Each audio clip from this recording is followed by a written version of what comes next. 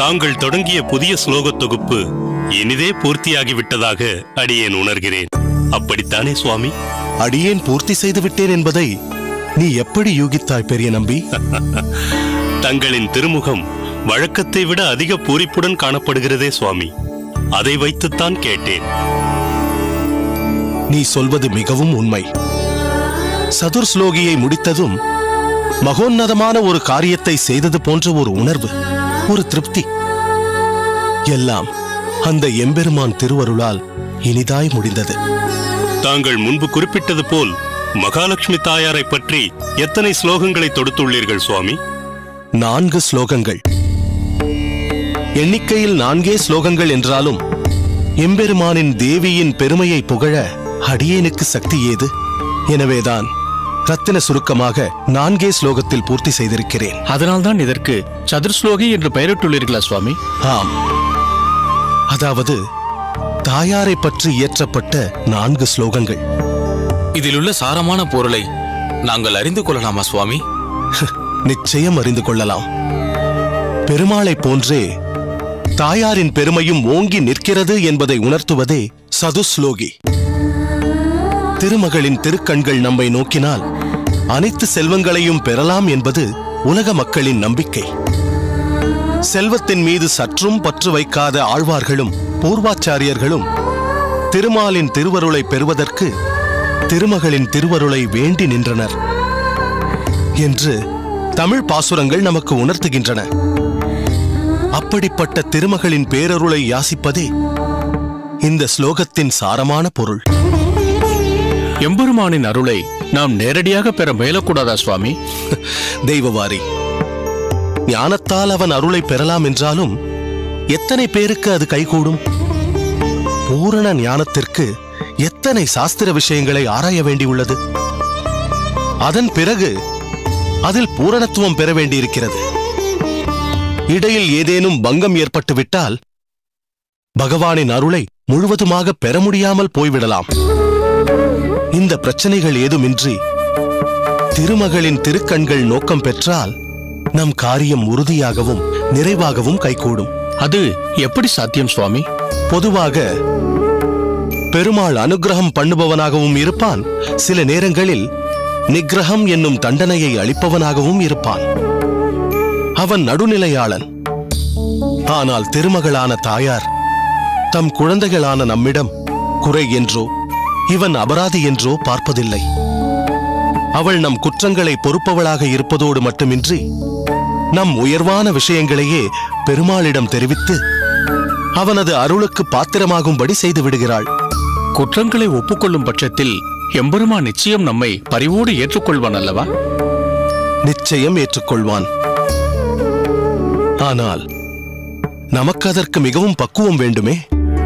மேலும் காலதாமதமும் ஆகுமே. விரைவாகவும் அதே சமயத்தில் எம்பெருமான் விரும்பும்படியும் விஷயத்தை எடுத்துச் சொல்ல வேண்டுமே. அந்த பண்பட்ட காரியத்தை மகாலட்சுமி தாயார் நம் பொருட்டு செய்து நமக்கு பெரிய உபகாரம் செய்கிறாள். இதை விளக்க வேண்டுமென்றால் பாடம் படிக்கச் சென்ற பாலகன் தன் சகாக்களுடன் ஏற்பட்ட விளையாட்டு சச்சரவில் தன் வஸ்திரம் கிழியும்படி நடந்து கொண்டான். மனமும் கண்களும் கலங்கியபடியே அகத்திற்கு வந்தான். தன் தகப்பனாருக்கு தெரிந்தால் நம் கதி என்னவாகுமோ என்ற பயம் ஒரு பக்கம், நாளை மறுநாள் பாடசாலைக்கு அணிந்து செல்ல வஸ்திரத்திற்கு என்ன செய்வது என்ற கவலை ஒரு பக்கம். ஒன்றும் செய்ய தோன்றாமல் தம் தாயாரிடம் மட்டும் விஷயத்தை சொல்லிவிட்டு உணவு கூட உட்கொள்ளாமல் படுத்துக் கொண்டு விட்டான். வெளியில் சென்றிருந்த தந்தை போன இடத்தில் என்ன அசௌகரியமோ களைப்பாகவும் அதே சமயத்தில் சற்று கடுகடுப்பாகவும் வந்தார். இந்த மாதிரி சமயத்தில் அப்பிள்ளை பாடசாலையில் நடந்தவற்றை தன் தந்தையிடம் சொன்னால் பிறகு என்னவாகும்? ஆனால் பெற்ற தாய் என்ன செய்தாள் தெரியுமா?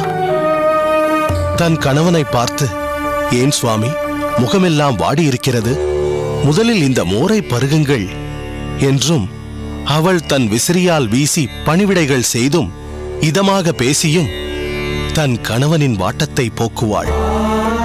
அவளின் செய்கையால் மனம் குளிர்ந்த தந்தையாகப்பட்டவன் தன் குழந்தையை பற்றி வினவுவான். அப்போது இவள் தம் பிள்ளையை பற்றி, பாடசாலையில் நம் மகனின் அறிவுத்திறனை அனைவரும் பாராட்டினார்களாம். மற்ற மாணவர்கள் இவனைப் போன்று படிப்பில் சிறந்து விளங்க வேண்டும் என்று உபாத்தியாயரும் இவனை புகழ்ந்து பேசியிருக்கிறார் என்று முதலில் உயர்வுகளை பேசுவாள். அதில் மேலும் அகம் குளிர்ந்த தந்தை, எங்கே அவன் என்று கேட்க, மெதுவாக, பாவம் நம் பிள்ளை, ஏதோ அவசரம், கவனக்குறைவு, குழந்தையின் வஸ்திரம் கொஞ்சம் கிழிந்து விட்டது என்று பக்குவமாக தெரிவிப்பாள். உடனே தந்தை, அடடா அப்புறம் என்றதும் தாயானவள், அப்புறம் என்ன, நீங்கள் ஏதாவது தண்டிப்பீர்களோ என்று பயந்து ஆகாரம் கூட சாப்பிடாமல் படுத்துக்கொண்டு விட்டான் நம் பிள்ளை என்று சொல்ல, தந்தையும் வஸ்திரம்தானே, வேறு வாங்கிவிட்டால் போகிறது என்று கூறுவான். சரி சரி, அவனை அழைத்து வா, என்னோடு சேர்ந்து அமுது செய்யட்டும் என்று தன் மகனை உகப்பான தந்தை. இப்படி சாதுரியமான செய்கை தாயாருடையது. அதே போல்தான் நமக்கு மகாலட்சுமி தாயாரும். ஆஹா, அருமையாக விளக்கினீர்கள். என்னே தாயாரின் சாமர்த்தியம். சாமர்த்தியம் என்பதை விட அதுதான் தாயாரின் தயை, அதாவது கருணை.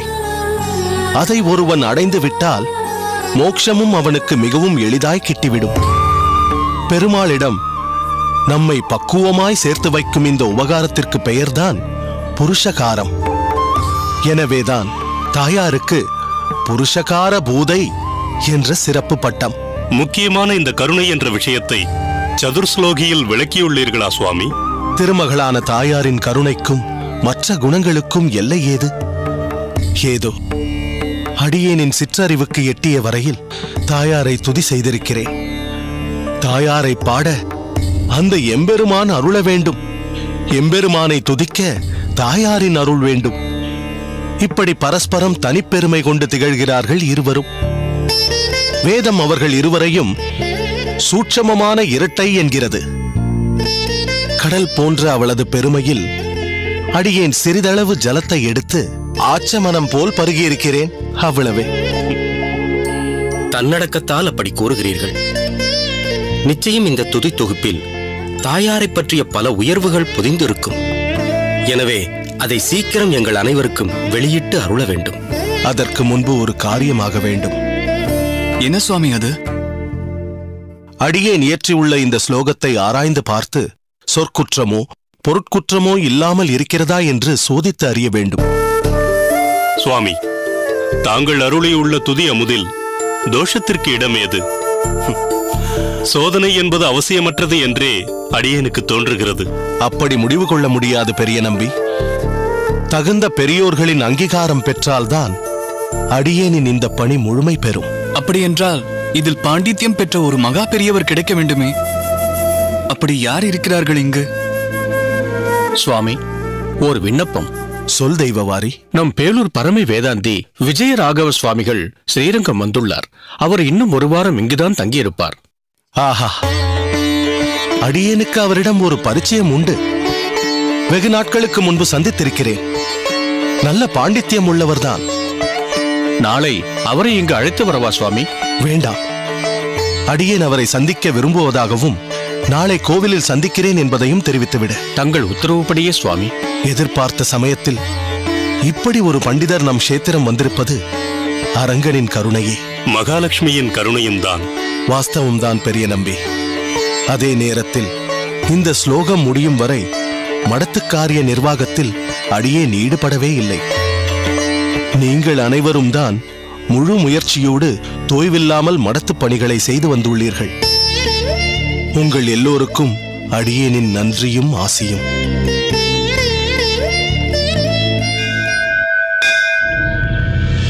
அரையரே, இவர் மகா பண்டிதர். வெளியூரிலிருந்து வந்திருக்கிறார். வீரராகவ பண்டிதர் என்ற திருநாமம். சுவாமி, தங்கள் பால்ய சிநேகிதர் ஒருவரை பார்க்க வேண்டும் என்றீர்களே, பார்க்க முடிந்ததா? ஓ, பார்த்தாகிவிட்டது. முக்கியமாக தங்களை இங்கு வரச் சொன்னதற்கு முக்கிய காரணம் ஒன்று இருக்கிறது. எங்கள் ஆச்சாரியர் யமுனாச்சாரியார் சதுஸ்லோகி எனும் சோத்திரத்தை ஏற்றி இருக்கிறார். அதை சோதித்து தரும் பணிக்கு ஒரு சிறந்த பண்டிதரை தேடிக்கொண்டிருந்தார். தெய்வாதீனமாக தாங்கள் இவ்வூர் வந்தது பகவத் சங்கல்பமே. என்ன தெய்வவாரி, யமுனாச்சாரியார் எவ்வளவு பெரிய ஆச்சாரியார். அவருடைய திவ்ய எடை அடியேன் சோதித்து தர வேண்டுமா? அது முறையாகுமா? நிச்சயம் முறையாகும்.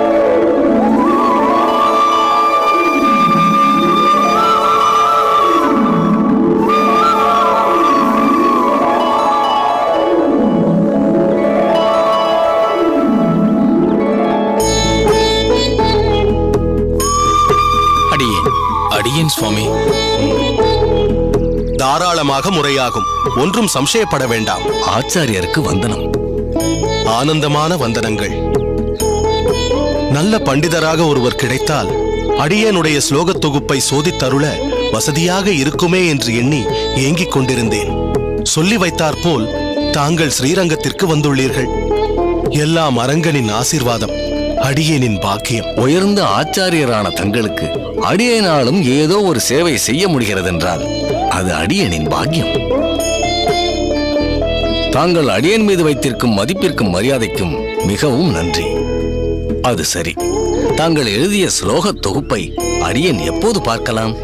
இதோ கையோடு எடுத்து வந்திருக்கிறேன். ஆஹா. மலராண்டான் சுவாமி,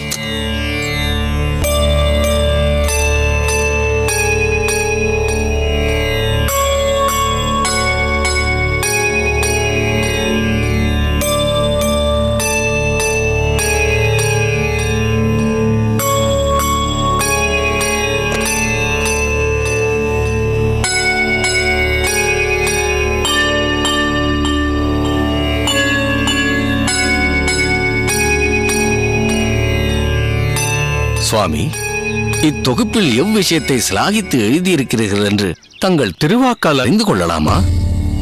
ஓ, தாராளமாக. இந்த ஸ்லோகத் தொகுப்பு முழுக்க முழுக்க தாயாரான மகாலட்சுமியை குறித்து செய்யப்பட்டதாகும். அவளது பெருமையை விசேஷித்து ஸ்லோகங்கள் புனைந்துள்ளேன். வாஸ்தவம்தான்.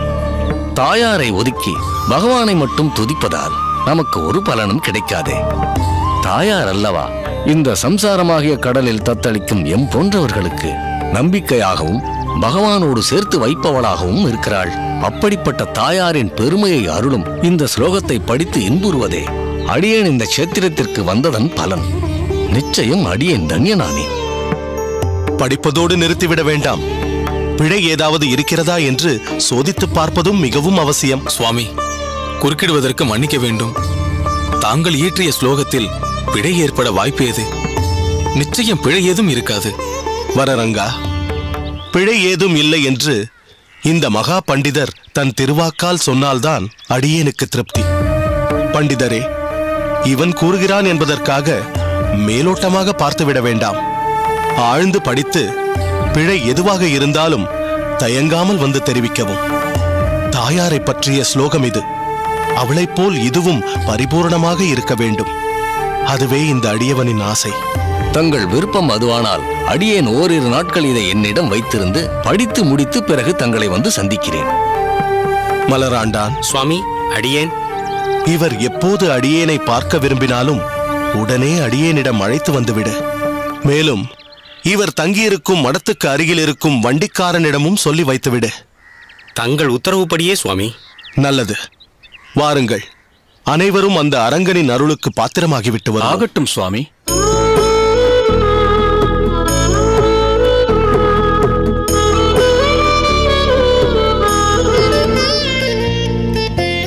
வணங்குகிறேன் சுவாமி. வரவேண்டும், வரவேண்டும். அமருங்கள். சுவாமி, ஆச்சாரியர் ஸ்தானத்தில் இருக்கும் தாங்கள் தரையில் அமர்வது முறையல்ல. தாங்கள் மேற்கொண்டிருக்கும் சந்நியாச தர்மமும் மிகவும் மேன்மையானது. தாங்கள் தங்கள் பீடத்திலேயே அமர்ந்து கொள்ள வேண்டும். அமருங்கள் சுவாமி.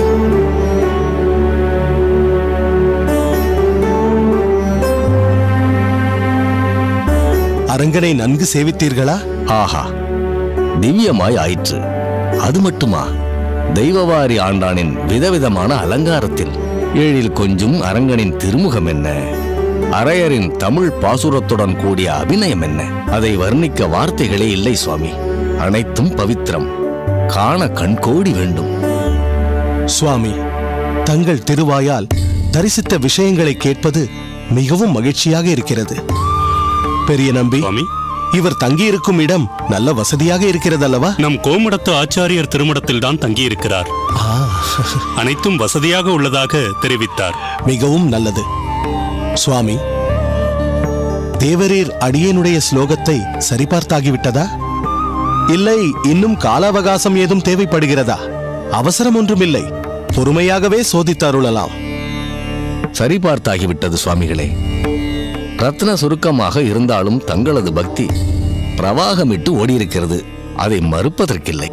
ஆனால் சொல்லுங்கள், தயங்காமல் எதுவாக இருந்தாலும் சொல்லுங்கள். இரண்டாவது ஸ்லோகத்தில் தெரிவிக்கப்பட்டிருக்கும் கருத்து பிழை உள்ளதாக தெரிகிறது.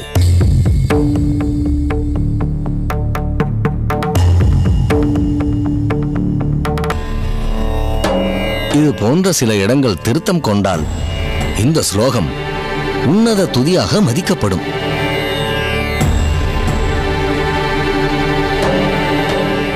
ஆஹா, அதற்குத்தான் தங்களை போன்ற பெரியோர்களின் அவசியம் தேவைப்படுகிறது. தகுந்த நேரத்தில்தான் அரங்கன் தங்களை இங்கு அனுப்பியிருக்கிறான். எழுதி முடித்தவுடனே யாராவது சோதித்தருள வேண்டுமே என்று நினைத்தேன். அது தங்கள் மூலம் பூர்த்தியாகின்றது. சுவாமி, அந்த பிழை என்னவென்று அடியேன் அறிந்து கொள்ளலாமா? அந்த பிழை என்னவென்றால், ஸ்ரீதேவி தாயாரின் எல்லையற்ற பெருமையை அந்த எம்பெருமானும் அளவிட்டு கூற முடியாதென்று குறிப்பிடுவதாக உள்ளது. அது பகவானின் ஒப்பற்ற நிலைக்கு இழுக்கு போல் தெரிகிறது. அந்த எம்பெருமான் தானே எல்லோருக்கும் சுவாமியாகவும் சர்வ வியாபியாகவும் இருக்கிறான். ஆகவே தங்களின் ஸ்லோக கருத்து பிழையுள்ளதாக அடியேனுக்கு படுகிறது. இந்த ஸ்லோக ஓலைகளை பூரணமாக பார்த்து மேலும் ஏதாவது பிழை உள்ளதா என்றும் சோதித்துவிட்டு ஓரிரு நாள் கழித்தே கூட தாங்கள் கொடுக்கலாம். அதுவரை ஓலைகள் தங்களிடமே இருக்கட்டும். அப்படியே சுவாமி. சுவாமி, இப்போது இந்நேரத்தில் ஒரு முக்கியமான விஷயத்தை குறிப்பிட வேண்டும். இந்த துதியை பாட எழுத்தாணியை கையில் எடுத்தது அடியேனாக இருந்தாலும் அறிவாக இருந்து எழுத வைப்பது அவனே அல்லவா? அவன் கொடுத்த ஞானத்தை சரிவர அடியேன் உபயோகித்திருக்கிறேனா என்பதை அடியேனே படித்து பார்த்தால் ஒரு முடிவிற்கு வர இயலாது. அதற்குத்தான் தங்களை படிக்கச் சொல்லி கருத்தை அறிந்து கொண்டேன். தாங்கள் குறிப்பிட்ட இடத்தை கருத்தில் கொண்டு என்ன பிழை உள்ளதோ அதை ஆலோசித்து திருத்தம் செய்து விடுகிறேன். தங்களை போன்ற ஸ்ரீ வைஷ்ணவர்களின் வார்த்தை என்றும் மதுரமானது. அதை மனதில் கொள்வேன். சுவாமி, தங்களது அடக்கமான பேச்சு அடியனுக்கு திருப்தியாக இருக்கிறது. சரி, அடியன் உத்தரவு வாங்கிக் கொள்கிறேன். நமஸ்காரம் சுவாமி. நமஸ்காரம். தாங்கள் அடியனை தெரியவில்லையா? யமுனாச்சாரிய சுவாமிகள். ஞாபகம் வந்துவிட்டது. அன்று யமுனாச்சாரியார் மடத்தில் பார்த்தேன் என்று நினைக்கிறேன். சரிதானே? மிகவும் சரி. தாங்களும் அந்த மடத்தைச் சேர்ந்தவரா, இல்லை அடியனைப் போல் வெளியூரிலிருந்து வந்தவரா? வெளியூரிலிருந்து வந்தவன்தான். எங்கிருந்து? ஸ்ரீரங்கத்திலிருந்து. வடக்கு திசையில் வாழ்ந்து கொண்டிருந்த மணக்கால் நம்பி ஆச்சாரியரை பற்றி கேள்விப்பட்டிருக்கிறீர்களா? நன்றாக சொன்னீர்கள். அவரை அறியாமலா? நம் யமுனாச்சாரியாரின் ஆச்சாரியார் ஆயிற்றே. அந்த மணக்கால் நம்பி சுவாமிகள் தான் அடியேனுக்கும் ஆச்சாரியர். சரிதான். மிகவும் உயர்வான சம்பந்தம். தங்களிடம் சொல்வதில் தவறில்லை. ஆச்சாரியர் சம்பந்தப்பட்டது மட்டுமல்லாமல் மற்றொரு சம்பந்தமும் அடியேனுக்கு இருக்கிறது. அது என்ன? அடியேன் யமுனாச்சாரிய சுவாமிகளின் பூர்வாசிரம புத்திரன். பெயர் தெய்வக்கரசு நம்பி. அப்படி சொல்லுங்கள். அதுதானே பார்த்தேன். முகத்தில் சாந்தியும் பாண்டித்யமும் பரிமளிக்கிறதே. அது சரி, கையில் என்ன ஓலைச்சுவடி? ஓ, இதுவா? ஸ்தோத்திர ரத்னம், ஒப்பற்ற ஸ்லோக களஞ்சியம். இதுவும் யமுனாச்சாரிய சுவாமிகள் அருளியதுதான். அடடே, இதுவும் ஆச்சாரியர் ஏற்றியதா? ஓ, நல்ல விஷயம். தாங்கள் அதை மனனம் செய்து கொண்டிருக்கிறீர்களா? மனனம் செய்வேன், ஆராய்வேன், கருத்துரைகளையும் செய்வேன். ஆஹா, இந்த ஸ்லோகம் உணர்த்தும் பல அர்த்தங்களையும் விரிவாக எடுத்துரைப்பேன். மொத்தத்தில் சமஸ்கிருத பதங்களில் ஆராய்ச்சி அடியேனின் உயிர் மூச்சு. அதானே, சிறந்த குரு பரம்பரை, கல்வியில் நாட்டம், எல்லாம் தாண்டி யமுனாச்சாரியருக்கு ரத்த சம்பந்தம் வேறு. ஞானத்துக்கு குறைவேது. இப்படிப்பட்ட ஞான சிரேஷ்டர்களை கையில் வைத்துக் கொண்டார் ஆச்சாரியர் தன் சமீப கால படைப்பான சதுஸ்லோகி என்னும் ஸ்தோத்திர தொகுப்பை அடியேனிடம் கொடுத்து சரிபார்க்கச் சொன்னார். இது அவரது பெருந்தன்மையே காட்டுகிறது. இன்னொரு பெருந்தன்மையையும் ஆச்சாரியர் வெளிப்படுத்தி இருக்கிறாரே. அது என்ன? பிழையில்லாமல் இருந்தும் தாங்கள் பிழை என்று சொன்னதும் அதை ஏற்றுக்கொண்டு இன்னும் பூரணமாக மற்ற ஸ்லோகங்களையும் நன்கு சோதித்து தருமாறு வேண்டினாரே. அது பெருந்தன்மை அல்லவா? என்ன, அடியேன் பிழை என்று குறிப்பிட்டது பிழை இல்லையா? புரியவில்லையே. தாங்கள் சதுஸ்லோகியின் 2வது ஸ்லோகத்தின் முதல் அடியை 2வது அடியோடு ஒப்பிட்டு பார்த்து அர்த்தம் கொள்ளாமல் முதலடி தவறென்று குறிப்பிட்டு விட்டீர்களே. அப்படியா? ஆம் சுவாமிகளே. ஒரு விஷயம் தவறு போல் தோன்றும் போது பல விஷயங்களை சீர்தூக்கி பார்க்க வேண்டும். அதன்படி பார்த்தால் இந்த சதுஸ்லோகி எனும் தொகுப்பு முழுக்க முழுக்க சாட்சாத் மகாலட்சுமி தாயாரின் பெருமையை போற்றி எழுதப்பட்டுள்ளது. அதனால்தான் தாயாரின் பெருமையை அளவிட அந்த பகவானாலும் முடியாதென்று முதலடியில் எழுதிவிட்டு பின் 2வது அடியில் உனது பெருமையை போன்றே என பகவானின் பெருமையையும் குறிப்பிட்டிருக்கிறார் ஆச்சாரியர். அப்படியென்றால் இருவருமே உயர்ந்த பெருமையை ஒத்தவர்கள் என்று தெளிவாக விளங்குகிறது.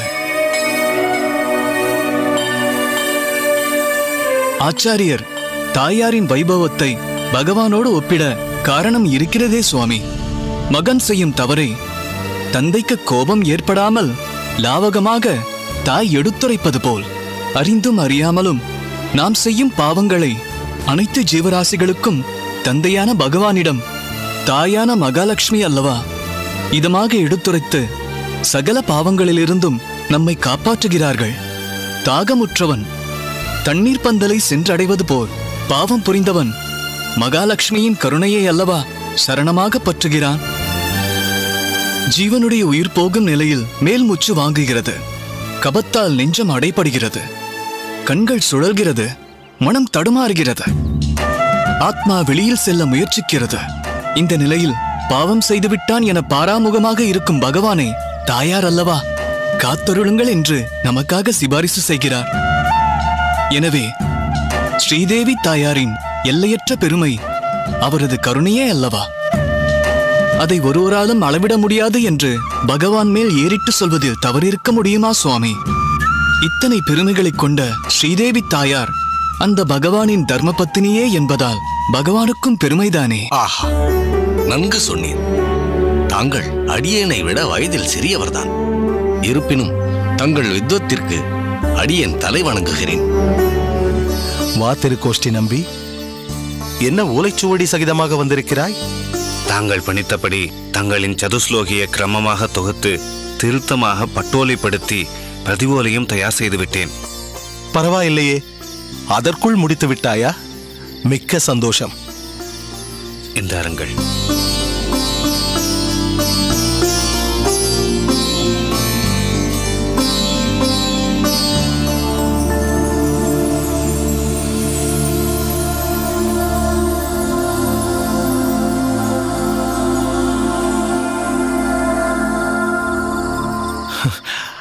அருமை திருக்கோஷ்டி, அருமை.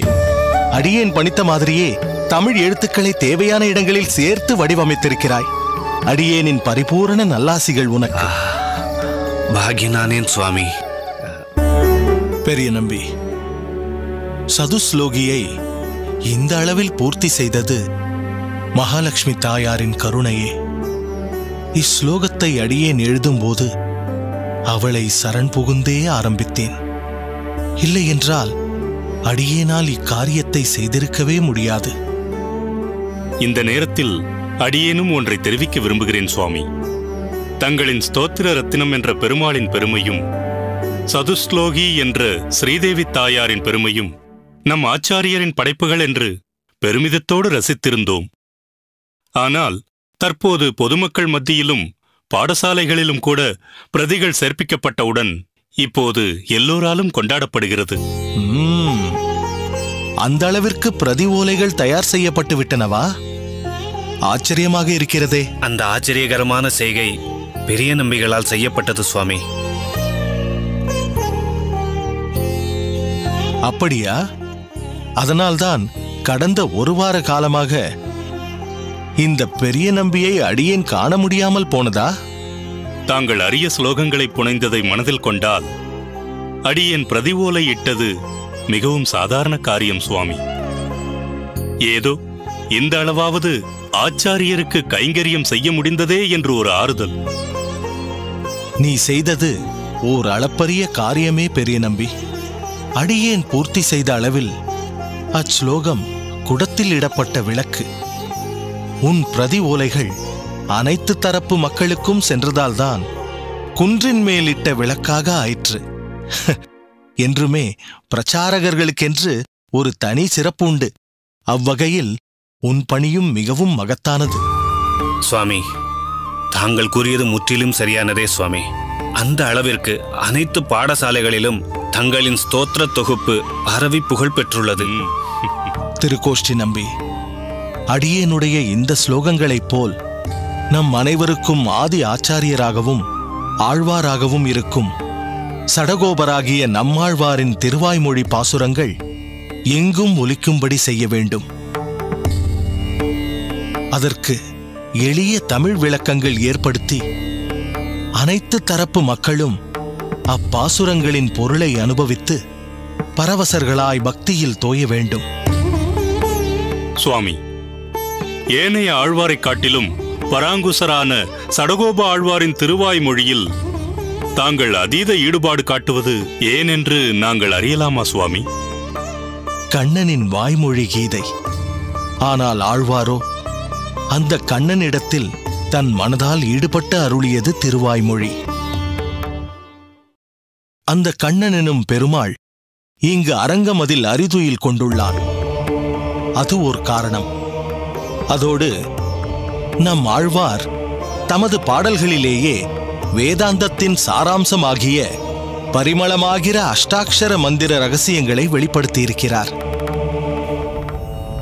மேலும் பல பாசுரங்களில் பரமாத்மாவான பகவானின் குணங்கள் எப்படிப்பட்டவை, அவனை அடைய என்ன வழி மற்றும் அவனை அடைந்து நாம் பெறப்போகும் பயன் என்ன என்பதை தெளிவாக சொல்லியிருக்கிறார்.